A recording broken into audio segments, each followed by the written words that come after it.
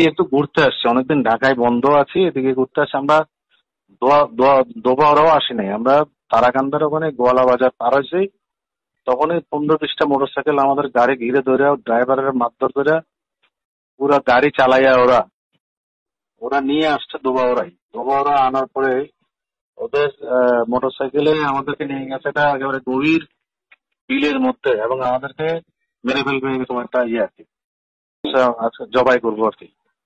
তো আমাদের ড্রাইভারকে ব্যাপক মারধর করছে, অস্ত্রের মুখে আমাদেরকে ওখানে নিয়ে গেছে। এটা হচ্ছে 9:30টার ঘটনা। সকাল 6টা পর্যন্ত যখন পুলিশ আমাদেরকে খুঁজতেছে, এখানে প্রকাশ্য বাজারের মধ্যে হয়েছে তো, ধোবাউড়া বাজার থেকে, তখন লোকজন একটা পুলিশে খবর দিচ্ছে। পুলিশ পরে ভোর রাতের দিকে রওনা দিচ্ছে ওইদিকে বিলের মধ্যে।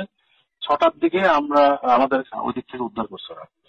আর আমাদের পকেটে যা ছিল, টাকা পয়সা, ক্রেডিট কার্ড, মানি ব্যাগ, সব নিয়ে গেছে। তারাকান্দার পরে এটা গোয়ালা বাজার বলে। আমরা কিন্তু ধোবাউড়া আসিও নাই তখন। আমরা যদি বর্ডার যেতাম তাহলে তো পুলিশই দেওয়ার কথা।